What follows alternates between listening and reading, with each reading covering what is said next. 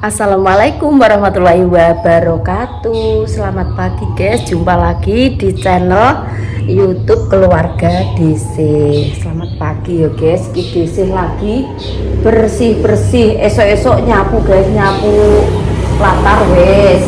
Terus karo itu apa emperan. Terus iki karek nyapu sing sebelah kene. Soalnya Pak Suwi ning sawah guys. Gawe iku lho kotaan sing kanggo apa koyok kolam renang gua anggan nyiram sing iku lho guys sing sulaman guri iku digawekno tempat digawek trucuk kayu ngono engko sak wayah-wayah nek online apa ki kolam renang iki teko dadi karek plek lha iku desih iki serontok kudu nesu ya guys delalah resik-resik kok malah nemok kotoran kucing astagfirullahaladzim sampai nebas dodo desih guys.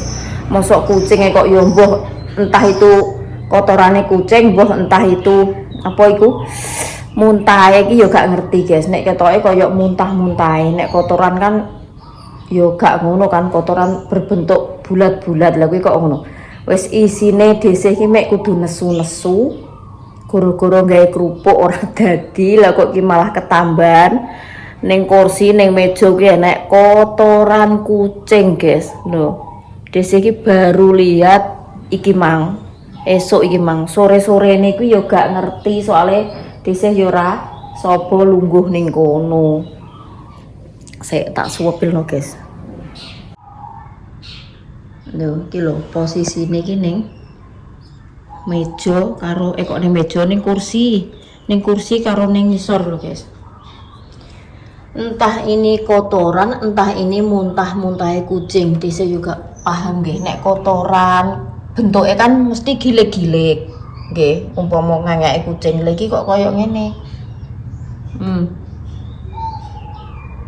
kayak ini guys iki kucingnya iki masih kecil-kecil soalnya kucingnya D6 ini guys sering pokoknya mbuh mangan apa ini sering muntah-muntah kadang di samping rumahnya di kono lah ngono kok yo milih nggon sing nggon ning ruang tamu iki lho aku sing tak semblemet kan kuwi kok koyo ngene kok nambah-nambahi pekerjaanku ayo guys dhisik iki gak ngerti aja kok ape nyapu bagian sing kene iki mau kan wis rampung kabeh to guys.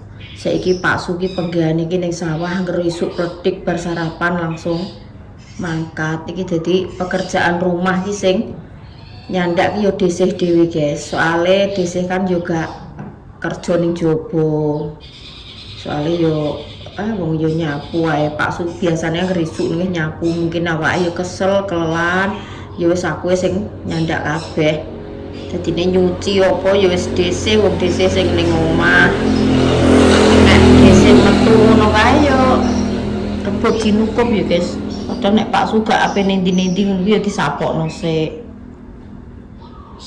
Wis tak beresane guys, wis desi iki apa campur aduk pikirane sing pertama wedi kok apa iku tamu, sing kedua malah tamu sing gak diundang teko ya guys tamu PMS terus iki malah kudu nesu-nesu gawe kerupuk ndek iki ora dadi terus kok malah ketambahan iki ngono iku jane desih dhewe apa yo setiap wong wedok iki ngono ya guys angger PMS kok kudu nesu-nesu ngono iki aku dhewe apa yo setiap wong wedok ki ngono soalnya dindalah ki yo ngono angger wayah arep PMS mbah wis PMS ki yo ngono yo kudu nesu-nesu omongan ki yo ya Allah kadang ki ya Allah ibu dhewe mbok sentak dhek ngono ki yo aku kadang sadar awakku dhewe wong aku dhewe nek pas ngepasi datang bulan ya padha wae kudu nguntal wong ae guys jadi ya maklum lah pokoknya agar wong wedok jere ya ngono rono-rono iya mbak aku dhewe yo ngono kuwi agar pas tamu teko yo padha wae tapi yo beda wong beda guys enek kadang sing mangane megah enek kadang sing jerene iki kudu ngemil ae ngono kuwi yo enek kadang enek sing kudu turu ae tapi nek wong wedok nek ngepasi datang bulan kan turu esuk gak oleh guys gak oleh gak entuk wi. Nek jere mbah-mbah nggih, pokoke turu ki nek urung jam 12 awan ki go oleh istirahat. Turu esuk gak oleh. Jere nek aku tekok Mbah Dok iku wedine iki nek darah putih ki naik munggah mendhuwur. Kaya wong berlairan gak oleh turu esuk kan ya ngono kuwi. Wis tak lanjut ya guys iki. Tak pele dhisik engko anggek disapu. Jan kuweting aku nambah-nambahi pekerjaan kue. Wis guys, wis rapi kabeh bar tak pel beropo ki wayahe dhisik nutup pintu lebih lawang. Ya wis engko nek ana sing goleki jaba kaya kurir rene apa ngono mesti totok-totok ya guys. Wayahe tak tutup pintune lho, ngene anak lanang dibuka. Wis ben dhisik kan arep ning nguri. Jaga diri guys, maksudnya ki njogo awake dhewe. Wis tak kancing. Kuncine double loro guys. Kunci kene karo kunci ngisor. Jadi double. Coba ngono enak sing goleki paksu utawa goleki DC ndere yo WA mbuh telepon mbuh totok-totok. Nek umpama kurir nggih ketok-ketok pintu guys. Umpama kurir. Lagi terus DC langsung terjun pekerjaan buri. Pekerjaan buri iki akeh. Oh alah, lampune kok tak pateni. Lampune urung tak pateni, guys. Peteng ya ben tapi sing penting kan wis deal kabeh pekerjaanku karek nyandak buri. Tak sambil nyuci ki rong angkatan nyucine. 2 angkatan sing sak bak karek jemur, sing sak gilingan urung. Oke, selesai urung selesai. Kok enak sing komen ini? Enggak apa-apa deh. Aku kan udah lihat kontenmu toh. Terus hal yang seperti itu wajar jadi lu wajar piye toh guys? Dhisik ki yo takut. Kok wajar dibilang wajar terus piye? Lah moro-moro jenenge nek tamu langsung blusuk omah kok keadaan nang ngene iki paksu gak ning omah. Aku ora yo wedi yo guys. Terus piye kok hal yang wajar jere. Waduh, hal yang wajar piye? Sing dijaluk ki yo gak enek apa-apa yo guys, tapi kan jaga diri. Aku ki mbok celuki iyem ndek mau mulo ki tapi enek apa ngono lho. Hasilnya apa? Hasil piye? Hantu. Anu kan ndi? Lho. Lah ora sing ngene Mas arep ditotok-totok kuwi le. Ya ora ro tak kon ngecek CCTV-ne Mas nek dino kuwi. Dicek. Urung Empuh nguica ndek bi malah ya ora iso turu. Perkara ditotok-totok wong. Maksude iki wong apa ya hantu ngono lho. Nek wong kok ya mlompat kondi padahal pagere rapete ya kaya ngono. Wong yo arep-arep aku gak. Jane iki piye Kong nek di nganu ki? Dino Selasa malam Rebo kuwi lho, kuwi wong tenan apa ya hantu-hantuan? Nek wong tenan gak mungkin, Kong. Ora mungkin mlebu terus jenenge pagere rapete kok ngono pe mlompat kondi. Wong kuwi lah yo kuwi iki sing ndungu ki ora Mas Arif dhewe, Kong. Sing ndungu kan lekno tanggane sebelah ngono, guys, sing dulure Mbah Jami kuwi, ponakane Mbah Jami. Jere iki jam 11:30 kok enek wong totok-totok. Kaya iki jere gedheke kasibot lho, Kong. Tapi ora nganggo tangan kaya dipentungi kayu ngono. Krungune ndeke lho ya iki jenenge padha ning jero omahe kan yo gak banter kok. Iya jere yo banter yo nek setengah jam ngono ki. Lah nek wong ape maling tujuane maling totok-totok lah apa? Gak yo wong gawe-gawe kuwi nek cara yo tenan lho yo. Kondang yo krungune iki ning omahe Mas Arif krungune, kondang ning omah wong liya. Ya ngono. Saiki lara apa kidul petar mbok kulon ndungune ya. Lah jere yo ndungune yo kaya omahe Mas Arif kono kuwi, jere wong kamare yo gandeng. Sebelah ngono, gandeng karo temboke kuwi. Tapi iki aku kadang yo tenan apa ora nek tarengan kok yo barang ilang yo ora enek ngono lho. Nek rumangsaku yo ning daerah kene-kene nek sak bloke kaya maling koyo ngono iki yo jarang ya guys. Sing dijaluk ki yo aja enek hal-hal terjadi sing ngono-ngono kuwi.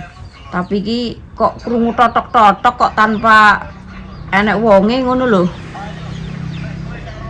Tenan apa ora ngundang kucing apa tikus. Ngono kuwi lho. Ngundang halusinasine dhewe. Ngundang kucing itu tikus. Lah ngono ngundang dikeplek-keplekno ning dhuwur talang ya gak ero. Ya iki lho aku jan suwem blemet iki aku.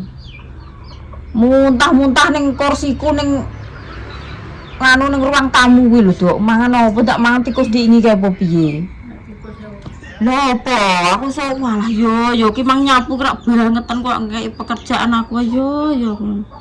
Nek ngising tetep mringkel-mringkel wong ki koyo muntah-muntah bentuke kok.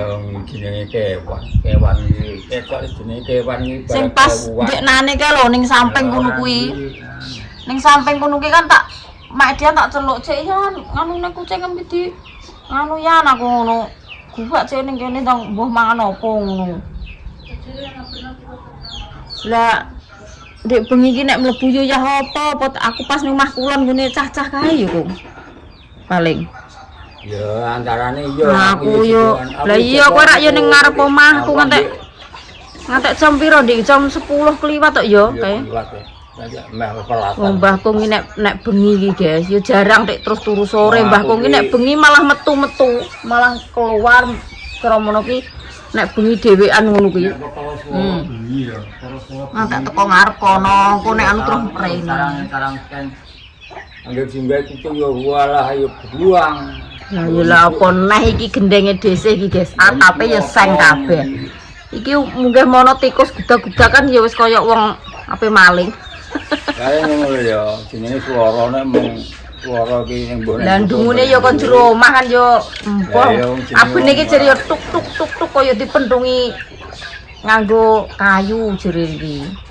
Tenan kok Mas aku gak gero aku krungu tenan lho krungu untuk panganan kuwi lah iya rak ya cecek untuk panganan nek ning talang ya banter ya kapan bengi iki suara muntas lho kok cara sithik ngene muntas soalé wis bengi kuwi cuma kok dugaane wong-wonge kok suara apa lah ya kok umume ya ngene ning daerah kono-kono kok ya tapi nek ning kene aman lho kuwi nggone kok wong sodok sampai bengi kok daerah amanan ora iki kabeh iki karek kok kerukunane heeh lingkungan iki rukun bener saling menjaga sing penting ki ora ning pipi wong nek barang sithik-sithik ilang nek dome sing edak ki yo gak mungkin ya kok kerukunan warga kuwi lho warga ki anggere rukun yo ayem tentrem lingkungan iki anggere padha saling menjaga.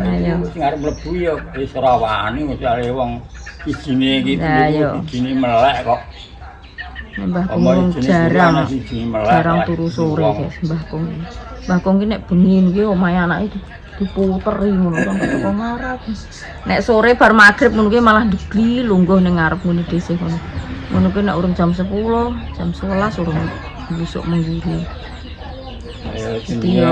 Dese yo gak kuwatir. Meskipun nek lah coba nek rino-rino ngene iki kok terus wong lanang gek enek anu iki aku yo duwe kuwatir nek jenenge nek rino tapi nek bengi ngene iki yo ngono ki malu kadang iki koyo membo tamu ngono kuwi koyo ki mertamu tapi yo jenenge wong kan gak ngerti sik iki usume tek hipnotis bertamu apa kuwi koyo apik wonge nganu ngene apik ngomonge apik ngono kadang kok san ceblek diceblek pundake ngono kuwi terus dadi lali segalanya kuwi perampokan secara halus kuwi ngono kuwi tapi ya ora setengah wong ya gak angger wong ya kok wong iki ora kemestian wong nah ya gak angger wong ya ndelok-ndelok wonge ya ora setengah wong ya kadang-kadang ana wong apik di Indonesia ora iso iki. Gak iso ya enak. Wong ki kadang wong ora kosong kabeh. Wong ki enek sing isi barang kok. Ora kok sombong ora kabeh iki kuwasane. Yo karek kok iki wong ki mengusaha awake dhewe kemana elek ya mundur-mundurane ya elek. Lah wis ngono ku lho, guys. karek nanduri jero Bakung. Wong ki nek nanduri elek yo ngunduhi yo elek. Ya ana wis ana unan-unan nek unan iki bakal munduhne mungkin dibalekno. Nyatane dhisik iki ditamoni wong sing piye ya kono lah ya ape berbuat jahat tapi ujung-ujunge ya tunduk ngono lho maksudnya. Lah kok ndek sore iki sampe bengi kok ora nek kok lawange sik demengo tak nyetno. Lah yo, lah kae aku ning kono mbek Pak Sudik. Ya aku ki nang ngamper kono. Lah terus Do cerita-cerita alah ora Mas, aman aku ki ngono. Nek cara wong ape maling mosok totok-totok dhisik lah aku ngono. Wong iki ngono apene wong piye sing ape dimaling iki lho. Ha iya. Mangane tak bendino golek-golek. Sing ape digawa apa ya, Guys? Tapi digawa ki opone?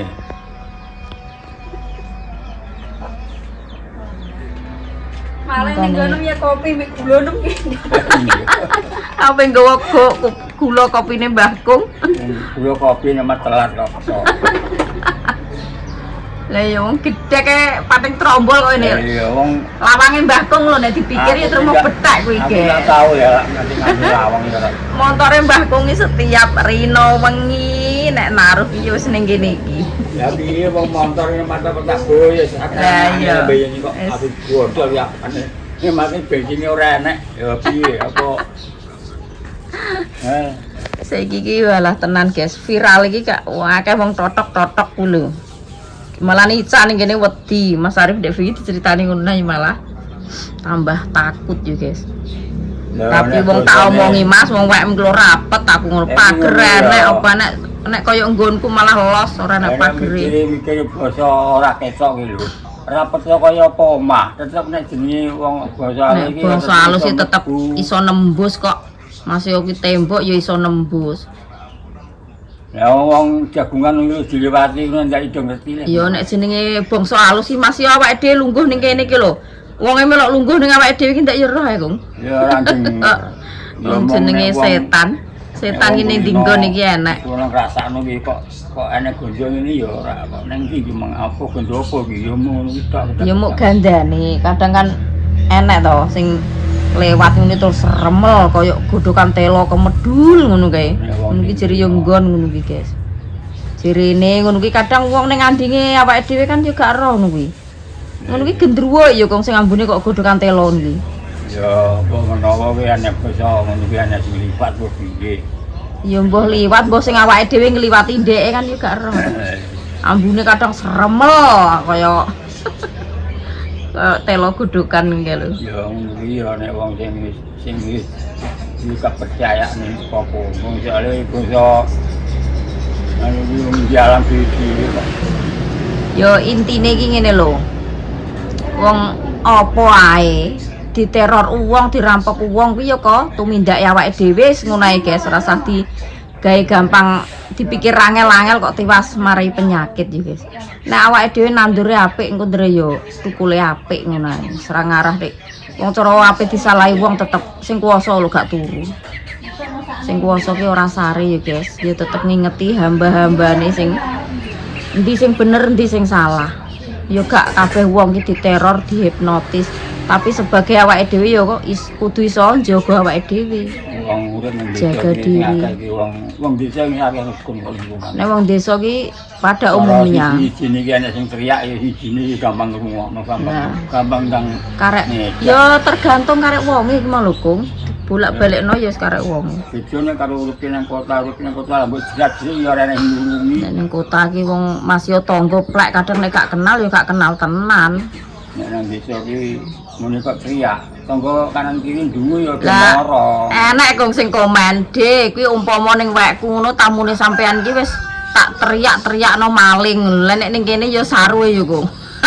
Wong kono ya cara mono bener, Kung. Mlebu ki gak assalamualaikum ya kaya-kaya dese, kaya-kaya kenal terus lungguh salaman ngono. Lah tapi wong dhek ya cara ape berbuat jahat wong aku ya ora nganu piye-piye ya tak apa ki temoni apik. Meskipun dhek piye ya njaluk beras, njaluk dhuwit kuwi kan darani aku pelit ya gak pelit ya, Guys. Ya nek tarah emang enek beras ya tak gawani. Tarah emang ya beras dhisik ya agek nipis. Nek ngono kuwi sekarang urusane dhek gelem njaluk ya monggo, ora ya terserah, tapi timbangane nyolong mending njaluk. Tapi nek wong gak sing paham ya wis koplak koyo koplak ya gak nganu. Maksudnya iki ya Selasa malam Rebo kong. Nek tamuku rene kae apa ya aku ya gak pahami. Kok lali aku. Dino niki dino apa ya kong nggih.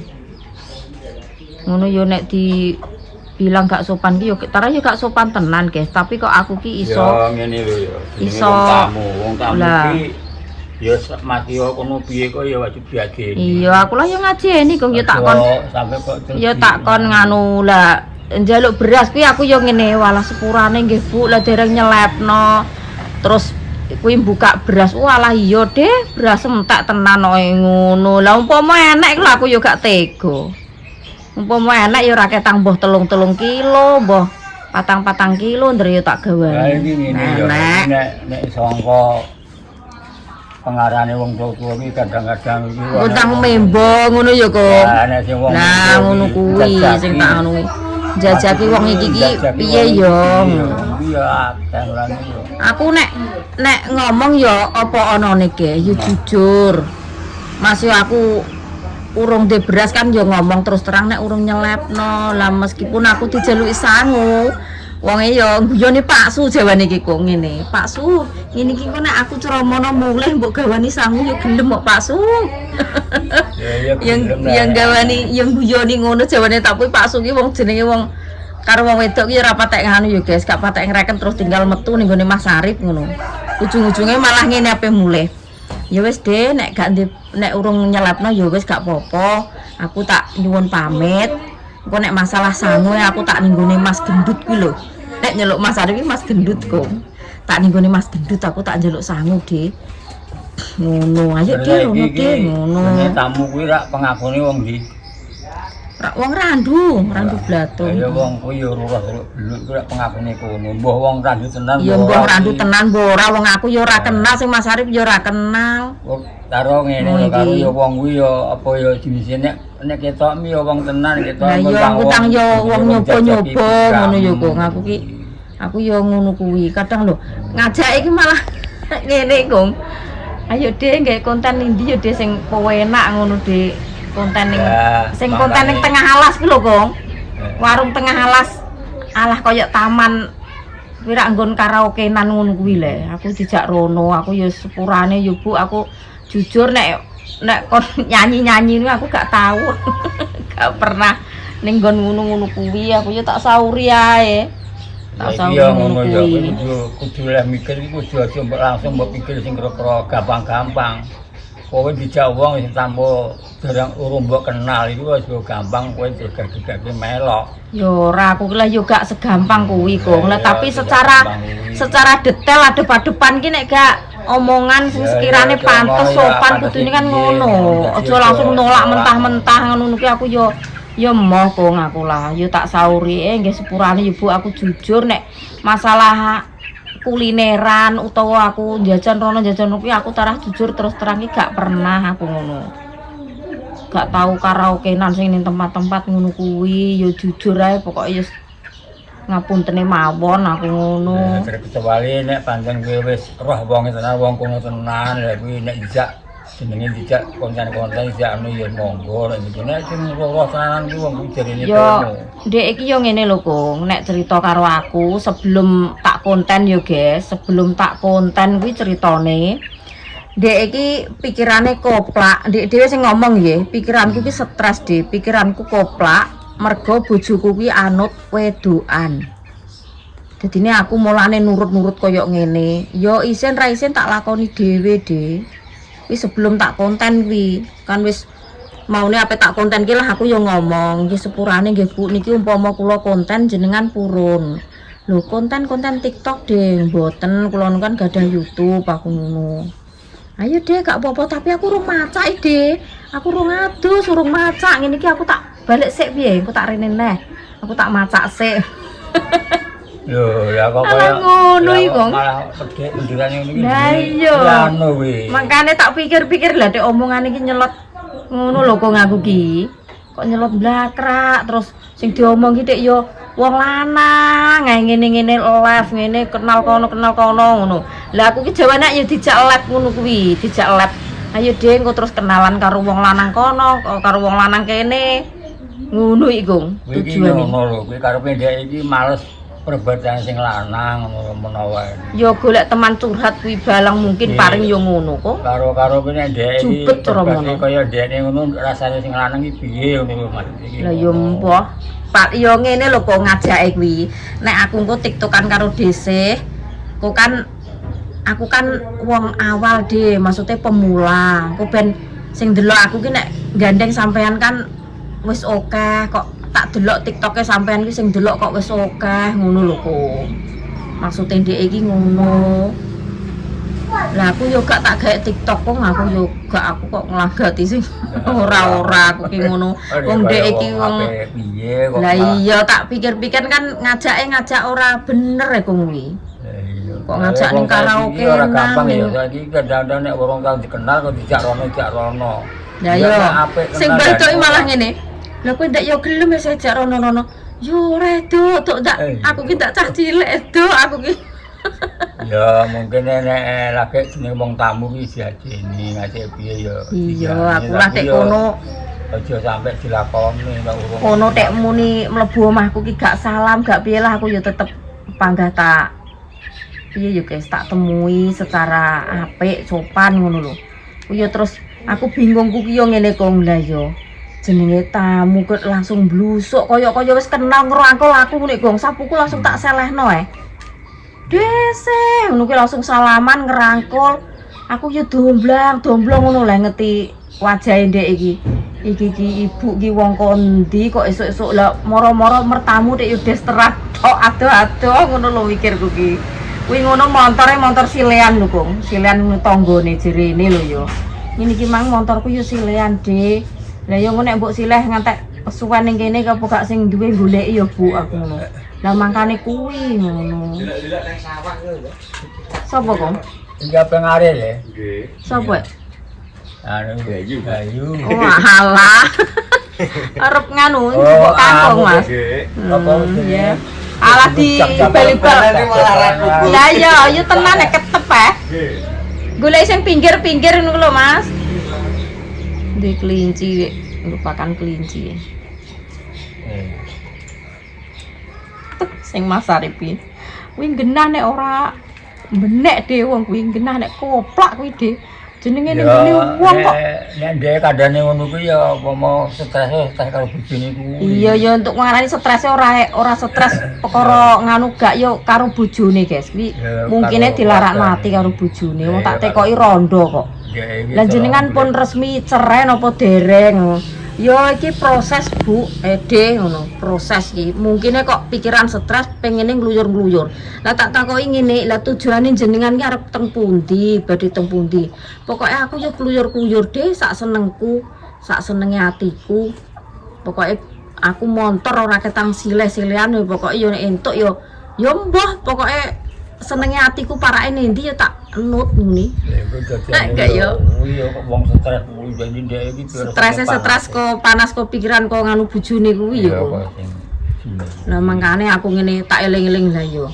Iki engko nek cara mono aku yo ngene kok mikirku cara tak kei engko mesti sesuk-sesukne balik rene neh kok ngono iki biasane iki ngono. Iya. Ya sing Mas Arif nek ndek iki jenenge wong ora, wong jane ndek iki tak kira iki yo ora kok wong kurangan ngono ora nek iki kok. lho, ora kok. Nek ngono. Aku kan dijaluki nomor to, tak kei nomor yo disimpen. Kuwi digawe story tak delok storine WA aku yo omahe apik iku.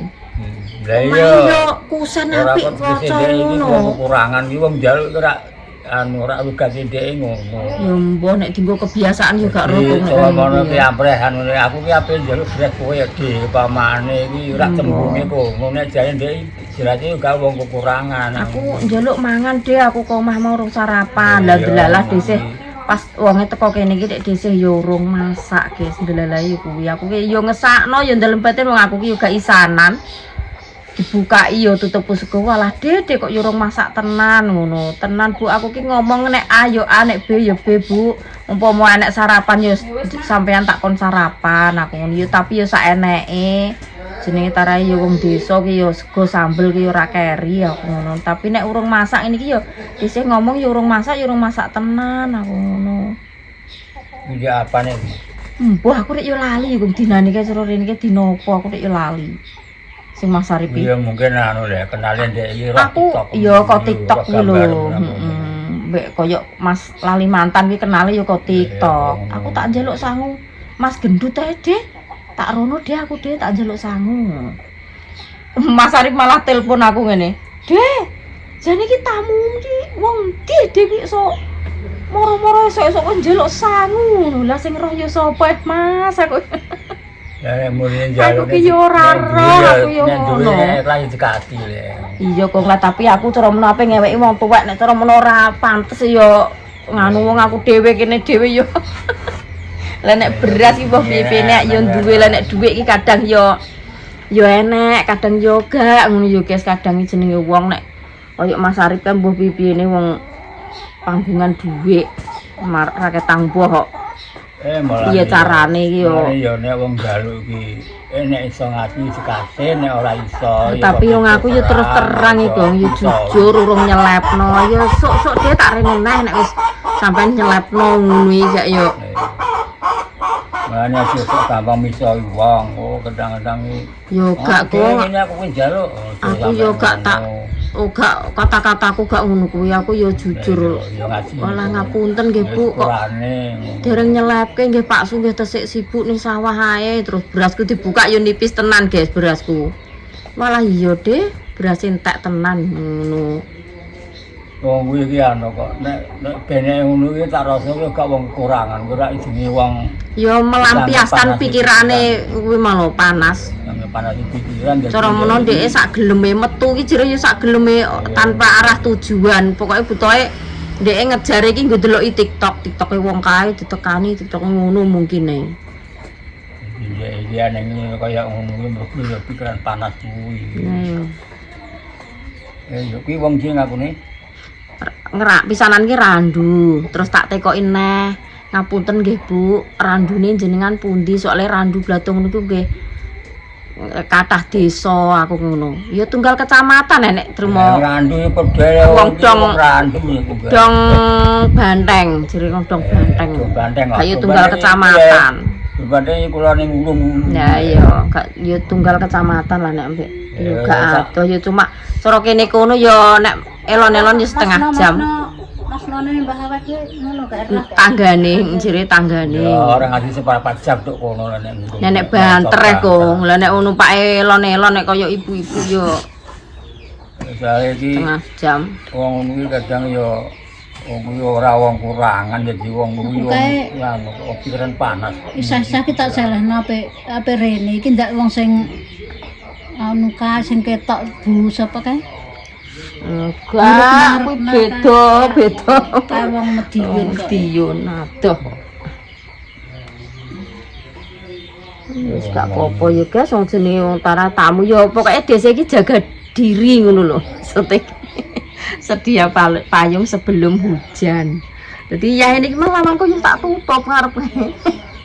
Mas Arif, lah deh tutup lah deh, engko mesti nek cara ning gone sampean mesti yo ning wekku bareng. Lah ndak wong ngono wong akeh nang ngombe kabeh yo. Alah yo mbah yo wedi ya, Kong. Wedine iki aku ki kok wedi dijaluki apa-apa ngene ora aku ki.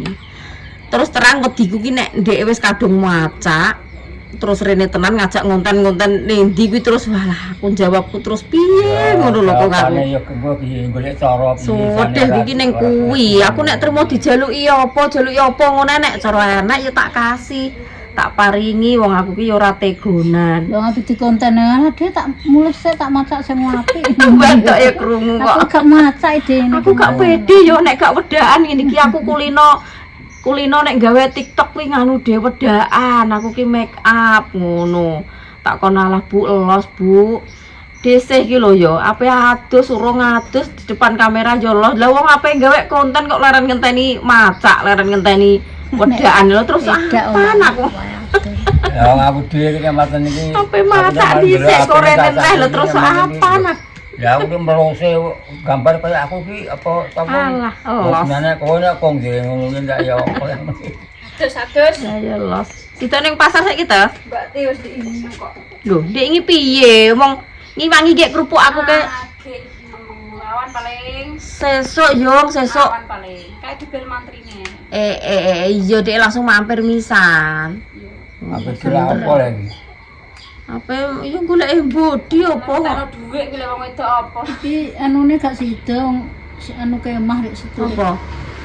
Kemah Jalan-jalane gak sido. kemah tak tekokne. Lah apa lah? Lah sido pura lagi ya? Sekolah tapi gak kemah, tapi bobo. Lah dingga ki ngene. Pramuka. Bu, sido jalan-jalan kan ora. Berarti kok ndek sore nek lah tak ya. Ndek sore kan tak pramuka. Yo paling. Sembuh ya. Nek paling. Jam sak. Gak pramuka tapi ki gak kemah tapi kegiatan pramuka. Lah sido jalan-jalan pura Bu ngono mbah jere di anu piana ki kemah dina aku. Yo. Sido pura. Iki ya dadi Montore anu Dek. Ngapain kong? Malam Minggu. Lah iya. Awan setu ki budal. Setu legi anu iki Pur, tampa seren iki Pur sing taun wis kepungkur iki. Ya tanggalan ya. Ya tanggalan tapi sing taun ndek emben do. Tahun dendeng. nek tuku-tuku ya. Ana nek rono ki malam Minggu. Lah nek iki alun-alun nak rame nek malam Minggu. nganu ngajak ning Bluro. Iki Ya ngono lah yo oke ayo masuk. ukuran. Ya lampune rong Orang-orang apa ya mangan. Lho jenenge wong ngen seneng ngono kong. Iya ben seneng. Lah wong kok ning omah yo guys ning omah iki Mbah Duk ki ngajak healing HP nyenengno putune. Aku terusan lel bensine aku piye dosamu dhewe aku ngono. Nyenengno putu ben lah kok.